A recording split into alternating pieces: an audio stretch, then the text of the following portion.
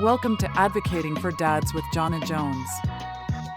Hey everyone, welcome back to an all new episode of Advocating for Dads with Jana Jones. I am your host, Mike Leon. Jana here is a North Carolina family law attorney. She's based out in Charlotte, and she's been helping fathers protect their rights and stay active in their child's lives. And in today's episode, we're talking about temporary custody, what dads can request while a divorce or custody case is still moving through the courts. Jana's going to break it all down in just a second. Jana, it's good to see you. Let's start with an explainer here. What is a temporary custody order? How does it work in the state of North Carolina? Sure, it's good to see you as well. So, a temporary custody order is an order of the court. It's still valid and enforceable, but it's temporary in nature, meaning there's some type of expiration on it. There might be language in the order that explicitly states when the order will end, or there may be a review date that's listed, or it just may be captioned as a temporary order. And the expectation is that the parties will come back to court to get a permanent order in the future. So I guess it funnels into a follow-up I was going to ask you, why do families usually need the temporary order instead of just waiting for the final hearing? Yeah, so I tell folks a temporary hearing and a temporary order is generally like a band-aid over a bullet wound, right? You're going to need a permanent order. That is the goal. But there might be circumstances where you need to get into court sooner rather than later, and you don't have the time to wait through the court's process because of the exigent circumstances.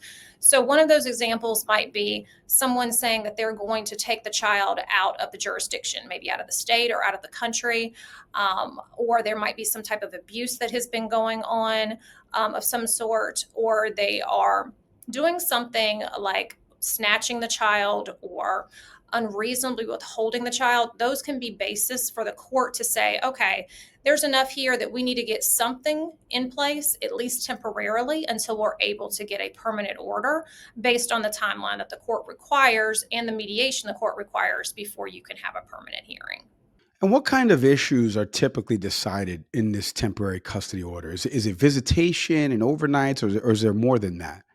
Yeah, so the same things that you're going to be getting in a permanent order, you're getting in the temporary order. So that's going to be talking about legal custody, which is decision-making authority. So where the child goes to school, or what the child practices as it relates to religion, what type of medical procedures the child may get, as well as physical custody, which is the overnight schedule that the child has with each parent. And the county where you're in, how long does a temporary order usually last there before it's actually replaced by a permanent one? I'd say it varies, but generally speaking, it's going to be anywhere from a couple of months to maybe 6 to 9 months before you're able to get back into court for a permanent order. If the parties are able to settle and agree before you have to wait for a hearing, it might be a faster result. And for the dads out there listening to this, they want to get maybe a temporary custody order. What documents, what type of evidence should they be hanging on to and at least ready to show before actually filing? So they're going to want the same evidence that they would have at a permanent hearing. The question about whether you're getting a temporary hearing or a permanent hearing relates more to the facts and circumstances of your case and whether they rise to the level to allow you to get a temporary hearing. Generally speaking, if you're going to court and you're suing over custody, you've got to dispute with the other parent, and everybody's in the same boat. And so there's a requirement in North Carolina, and specifically in Mecklenburg County as well, where you have to go to court order mediation before you can have a trial about permanent custody.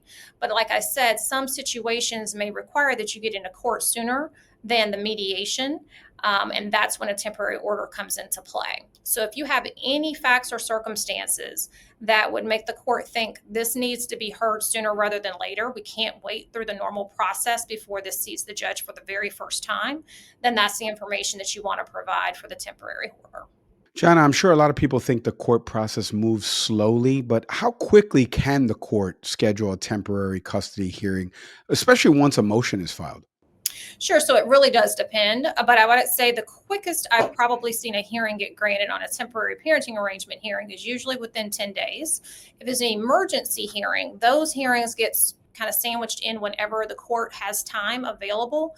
And those are generally very quick hearings. And I've seen that happen in as little as 2 to 3 days.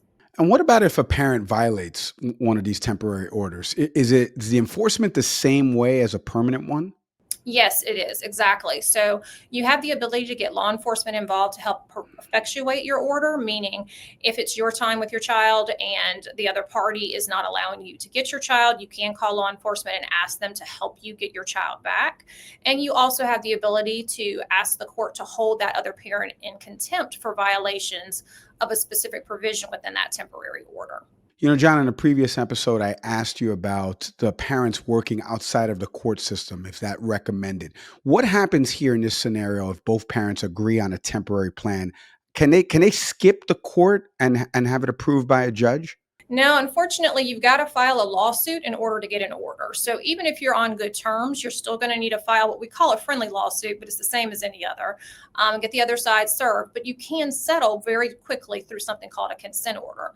A consent order is an order that's drafted by an attorney based on the agreement of the parties, and then the parties sign, the attorney sign, and then it's submitted to the judge for the judge to sign.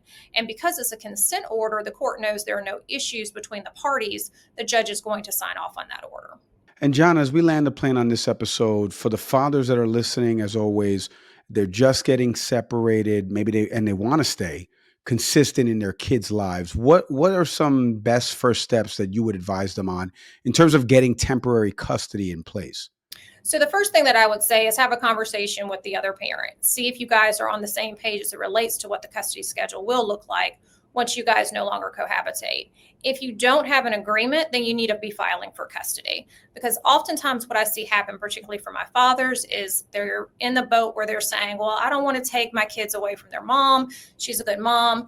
And all of that might be true. And if you let that dictate how much time you get with your child, at some point, when you want that to change, you're going to have a harder time getting the court to consider that being in the child's best interest, right? So it is the court's job to determine the best interest of the child, not what's fair to mom or what's fair to dad. So if dad has allowed mom to get the kids the majority of the time, and he's getting, say, every other weekend, but he really wants a joint custody schedule, but he doesn't want to rock the boat, the longer that goes on, the harder it becomes to convince the court that it's in the child's best interest to change that schedule around. Jana, thank you for the time and insights and analysis on this as always. We truly appreciate it. Absolutely. Thanks so much for having me. And that's it for today's episode of Advocating for Dads with Jana Jones. If you're going through a separation right now in Mecklenburg County and you need help setting up a fair temporary custody plan, do me a favor right now. Visit lawofficeofjkj.com to schedule a consultation with Jana and the team. Thanks for listening, but don't forget, like, subscribe, leave a review and comment, or share it with a North Carolina dad who needs to hear it. As always, I'm Mike Leon. See everybody next time. Thanks for watching.